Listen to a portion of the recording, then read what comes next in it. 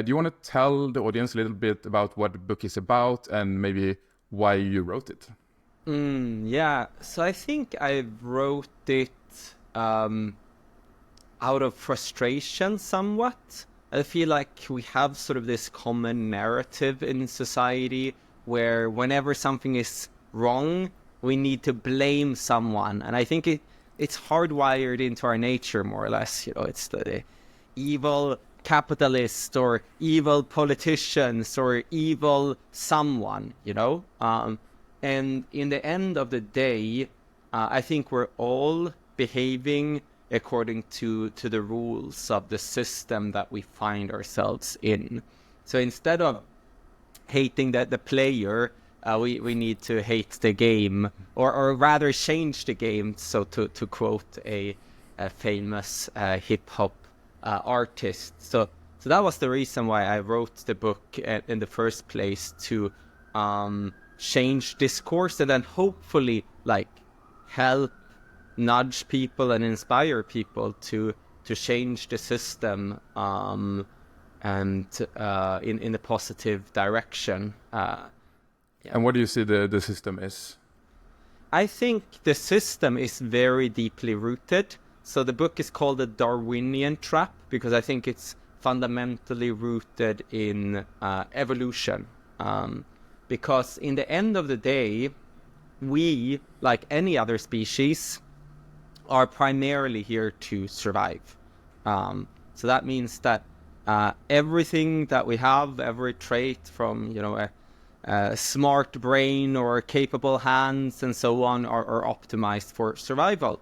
But that doesn't just go for us as individuals. It also applies for the societies and organizations and all of these higher order structures that we have built.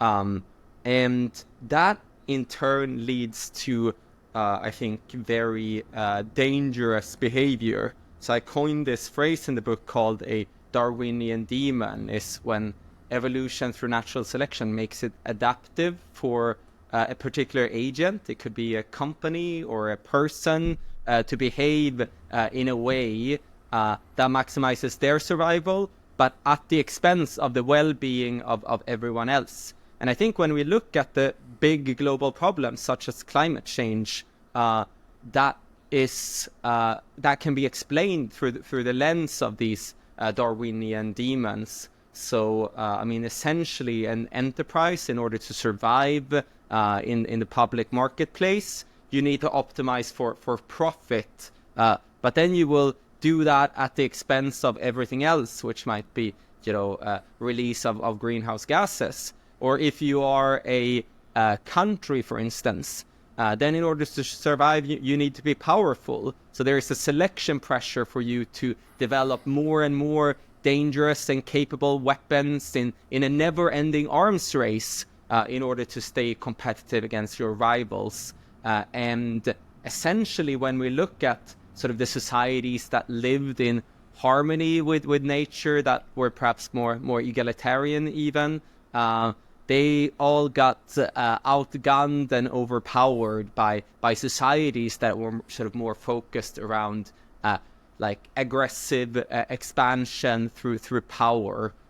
So I think that's the main sort of thesis in the book, and I think you can apply that for everything, like fake news and social media and horrible bosses, and I have like all of these examples in the book, and we could go through them one by one even. But what is the most hard-hitting one of the book?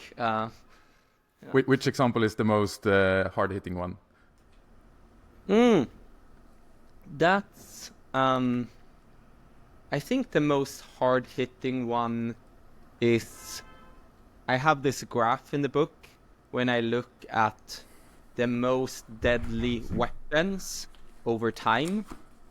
And I think that graph is sort of the most hard-hitting because it's an exponential thing where essentially you start with like stone axes and then bronze swords and steel swords and end up with Gatling guns and machine guns and eventually nuclear weapons. And then I have this other box where it's like, okay, but what will come next? Because essentially the birth of empires have been the birth of new military technologies. I mean, the Mongols managed to take over almost all of Eurasia because they had better bows and arrows, and they could do it on horsebacks when nobody else could do that. So they could build an empire around that. Or the Brits, they were the first at building, really sturdy gunboats. So they built an empire around that. And Second World War ended with nuclear weapons. And the US built an empire around that. And as technology will progress, there is an exponential curve here. So eventually we will have the lethality of these weapons where it will essentially kill everyone. And it is more or less inevitable in the sense that, once we find out that this technology exists, there will be an arms race to build it. Like it will, the US security establishment will be thinking, okay, it's either us or China, similar to how they thought when they developed the nuclear bomb back in the days. It's either us or the Nazis, and it's very hard to escape that type of arms race dynamic. So I think that is the most sort of insightful example, I guess, in terms of the overall consequences. I don't know if it's the most pedagogical example, but it's sort of the most visceral, where I feel it in my body, as soon as I drew that graph, that it's like, okay, we're not heading in a good direction if we continue, if you just plot the next data points.